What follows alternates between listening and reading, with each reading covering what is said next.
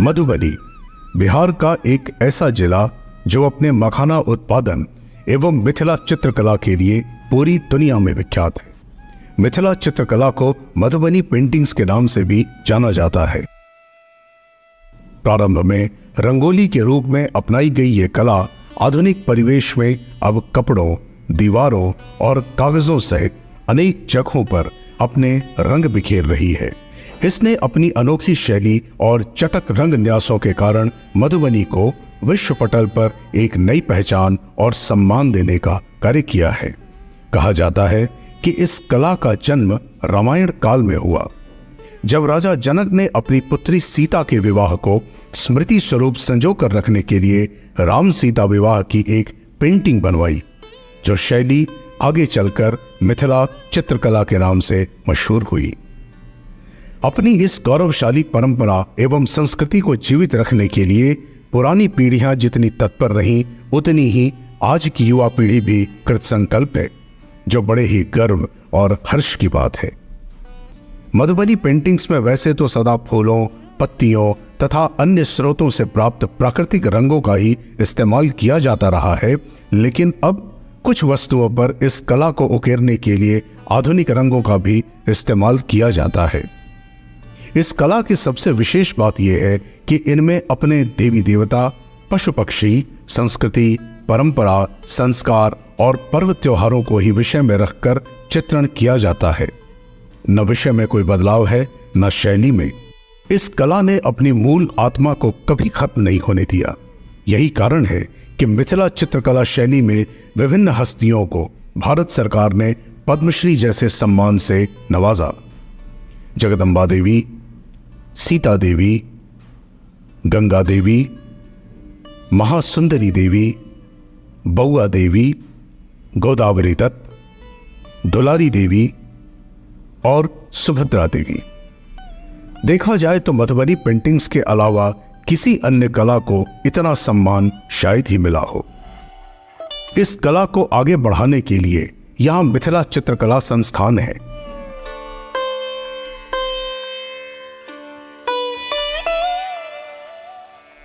अगर बात मखाने की करें तो भारत में इसके कुल उत्पादन का करीब 80% बिहार से होता है, जिसमें अकेले मधुबनी की भागीदारी 40 से 50% की है।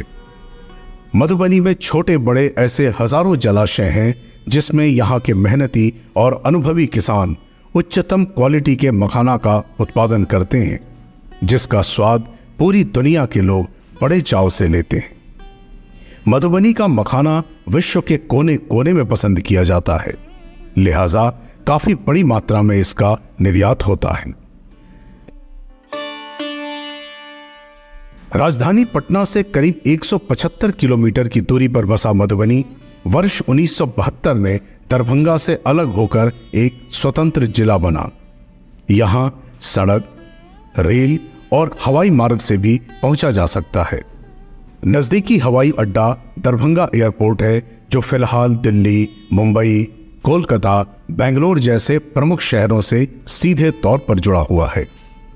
शानदार राष्ट्रीय राजमार्ग NH57 के दोनों तरफ बसे मधुबनी जिले की खूबसूरती हर व्यक्ति का ध्यान बरबस ही अपनी तरफ खींच लेती है। मधुबनी आने वालों के लिए शानदार सुख सुविधा वाले कई होटल यहां सहजता से उपलब्ध हैं। अपने स्वच्छ, सुंदर एवं सुसज्जित कमरों के अलावा बेहतरीन रेस्तरां, स्वादिष्ट एवं हाइजीनिक फूड क्वालिटी के साथ साथ अद्भुत, प्रशंसनीय और विनम्र सेवा इनकी पहचान है। नदियों, तालाबों और हरे भरे बाग बगीचों से आच्छादित मधुबनी की धरती बेहद ही समतल एवं उपजाऊ है। संपन्नता और समृद्धि यहाँ की मिट्टी में है, और भला हो भी क्यों ना। जिस मिथिलांचल की मिट्टी से जगत जननी मां सीता का जन्म हुआ हो, उसे समृद्ध तो होना ही है।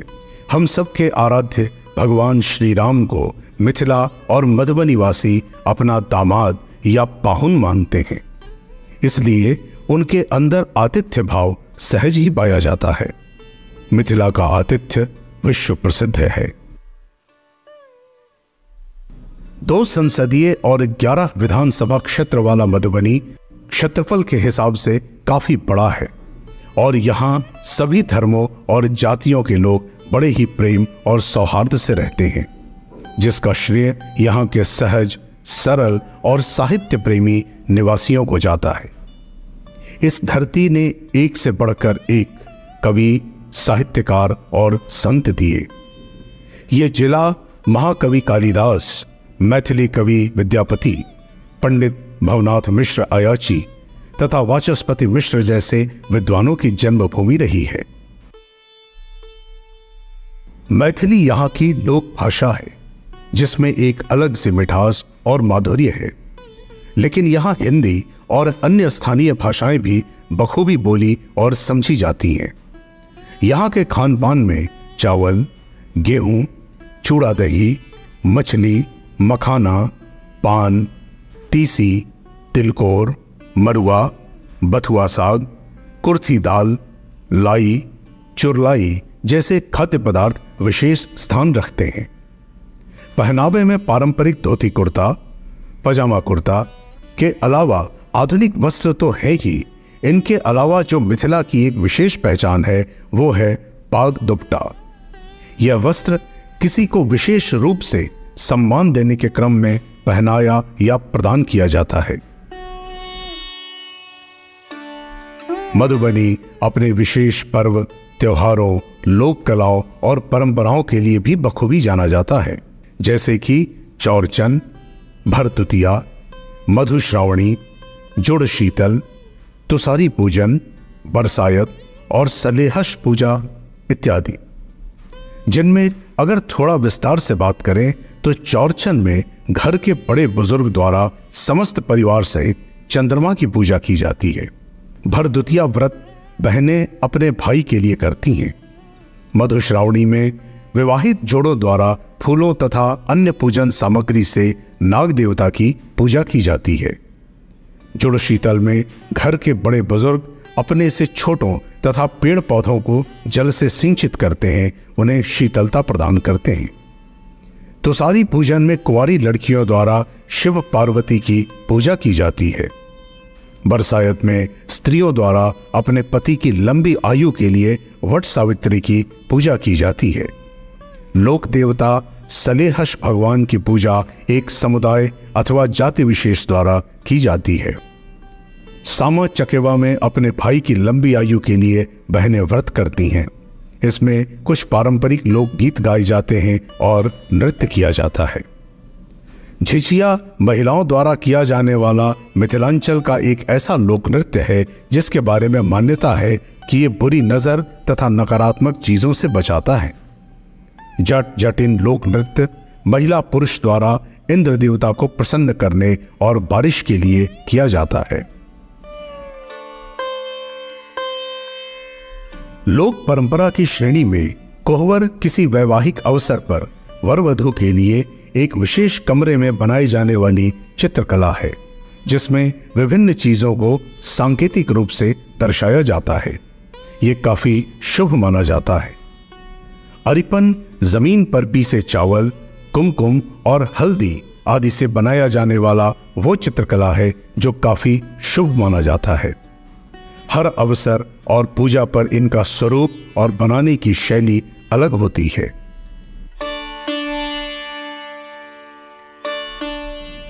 अनेकानेक विशेषताओं को स्वयं में समेटे मधुबनी अपने ऐतिहासिक और पौराणिक धरोहरों के लिए विश्व प्रसिद्ध है। पर्यटन के हिसाब से देखें तो यहाँ अनेकों मंदिर, स्थल और स्मारक हैं जिनके भ्रमण और दर्शन मात्र से आपके अंदर एक अलग ही रोमांच और ऊर्जा का संचार होगा। हम शुरुआत करते हैं पुलिस लाइन कोतवाली चौक स्थित काली मंदिर से। आस्था के इस स्थल का संबंध दरभंगा महाराज के काल से है। ऐसा माना जाता है कि मंदिर और दरभंगा राज महल के बीच कहीं एक गुप्त रास्ता है। गंगा सागर, पोखर, मधुबनी स्थित काली मंदिर भी एक प्राचीन और अनूठा मंदिर है। इसका निर्माण भी दरभंगा महाराज द्वारा ही कराया गया है। मधुबनी जिला मुख्यालय से करीब 7 किलोमीटर उत्तर स्थित राजनगर मधुबनी जिले का एक ऐतिहासिक स्थल है। यहाँ मौजूद भव्य राज पैलेस का निर्माण दरभंगा महाराज रामेश्वर सिंह के द्वारा किया गया था। इसके अंदर एक भव्य दुर्गा मंदिर और एक जागृत काली माता का मंदिर है, जिसका अपना एक विशेष पौराणिक महत्व और मान्यता है। राजनगर से बलिराजगढ़ की दूरी तकरीबन 20 किलोमीटर की है। यहाँ स्थित किला मौर्य काल से भी पुराना माना जाता है। यहाँ सालाना रामनवमी के अवसर पर चैती दुर्गा का भव्य आयोजन होता है, जिसमें भारी भीड़ उमड़ती है। इसकी खुदाई में मौर्यकालीन सिक्के, मृतभांड और कई वस्तुएं बरामद हुई हैं, लेकिन पूरी खुदाई न हो सकने के कारण इसमें इतिहास का बहुमूल्य खजाना और ऐतिहासिक धरोहर छुपी हुई है।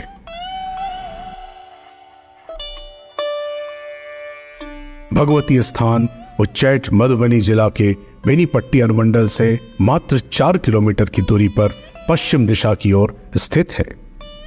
यह स्थान मिथिला में एक प्रसिद्ध सिद्धपीठ के नाम से जाना जाता है।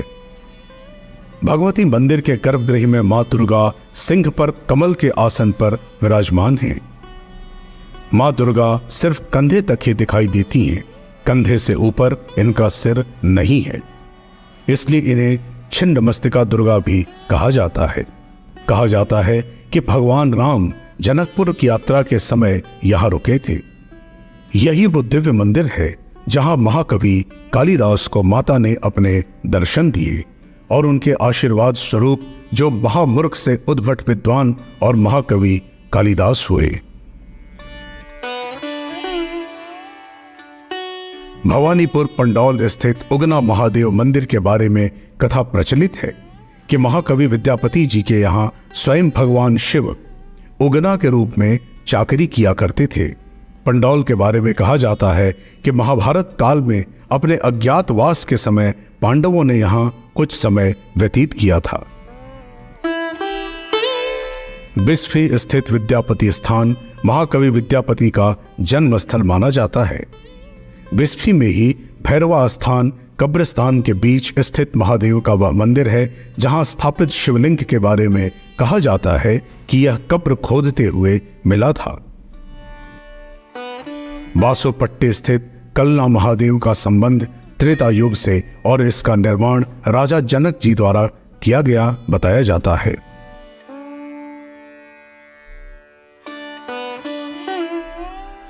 गिरजा शिव मंदिर फुलहर स्थान हरलाखी में स्थित वो पावन जगह है जिसे गिरजा माता भगवती स्थान से जाना जाता है। ऐसी मान्यता है कि यही भगवान राम और माता सीता पुष्प चुनते हुए एक दूसरे से प्रथम बार मिले थे।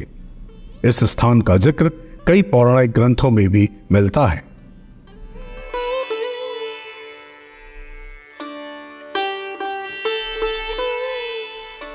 एकादश रुद्र मंगरौनी मधुबनी के उत्तर में अवस्थित रुद्र के 11 लिंगों का मंदिर है जो मंगरौनी कुटी के नाम से भी जाना जाता है। डोकहर राज राजेश्वरी मंदिर मधुबनी से 12 किलोमीटर उत्तर बहरवन बेलाही गांव में माता राज राजेश्वरी का मंदिर है। रहिका स्थित कपिलेश्वर स्थान का निर्माण लोक मान्यता के अनुसार कपिल ऋषि ने कराया था, जिसका बाद में जीर्णोद्धार और मंदिर के सामने तालाब का निर्माण दरभंगा महाराज द्वारा कराया गया। इस स्थान का सावन के दिनों में काफी महत्व रहता है। महाशिवरात्रि में यहां मेला भी लगता है।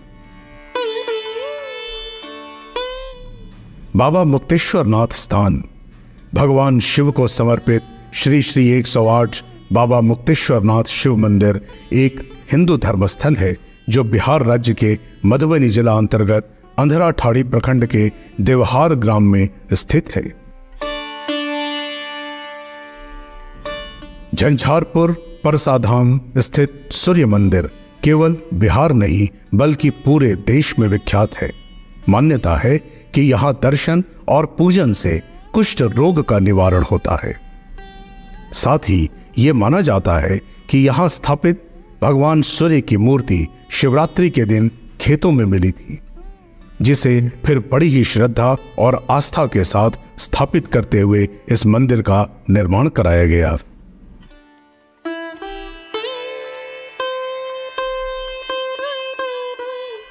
शिलानाथ महादेव जयनगर में स्थित हैं।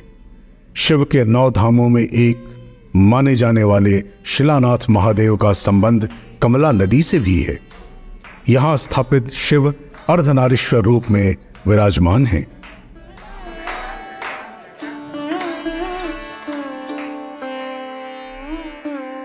कलवाही में विद्यमान मनसा देवी मंदिर पिछले 3 दशकों से गोवर्धन मठ, पूरी पीठ के शंकराचार्य पद पर आसीन स्वामी निश्चलानंद सरस्वती के जन्मस्थली पर है।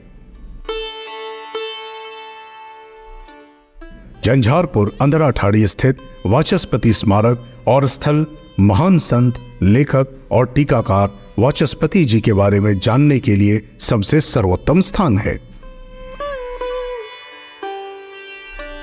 अररिया संग्राम झंझारपुर में राष्ट्रीय राजमार्ग पर ही स्थित मिथिला हाट एक ऐसा स्थल है जहां मिथिला लोक संस्कृति और कला से जुड़ी अधिकतम चीजें आपको प्राप्त हो सकती हैं।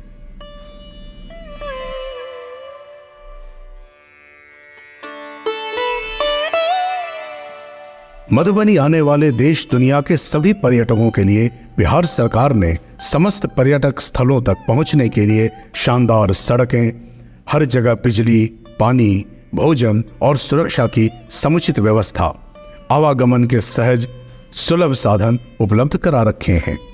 यहाँ के निवासियों के साथ साथ जिले में आने वाले सभी आगंतुकों की सुविधा और उनकी सुरक्षा को लेकर स्थानीय जिला प्रशासन भी सदा तत्पर और मुस्तैद रहता है।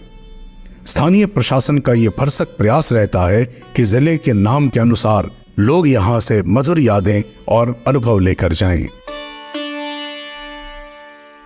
मिथिला लोक संस्कृति, भाषा और कला आदि को उचित सम्मान देने, उन्हें ज्यादा से ज्यादा प्रचारित और प्रसारित करने के साथ साथ स्थानीय लोगों के मनोरंजन और पर्यटकों को मधुबनी की ओर आकर्षित करने के लिए जिले में मिथिला महोत्सव, मधुबनी महोत्सव, उगना महोत्सव, उच्चैठ कालिदास महोत्सव, मार्तंड महोत्सव, वाचस्पति महोत्सव जैसे अनेक छोटे बड़े सांस्कृतिक कार्यक्रम सरकारी स्तर पर प्रतिवर्ष आयोजित होते हैं, जिनमें स्थानीय कलाकारों के साथ साथ राष्ट्रीय स्तर के कलाकार भी अपनी प्रस्तुति देने आते हैं।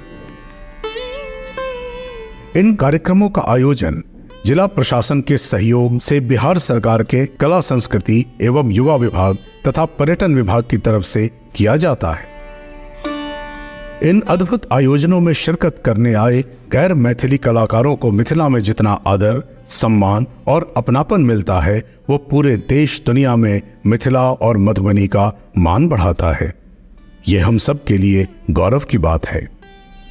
यहाँ के लोगों की वाणी में मधु यानी शहद है। यहाँ का कण कण मधु से बना है, यानी यहाँ की मिट्टी से लेकर हवा तक स्वयं में भरपूर माधुर्य समेटे हुए है। तभी तो इस खूबसूरत जिले को मधुबनी नाम दिया गया। तो फिर सोचना क्या, मधुबनी आने की योजना बनाएं। हम आपके स्वागत के लिए तैयार हैं।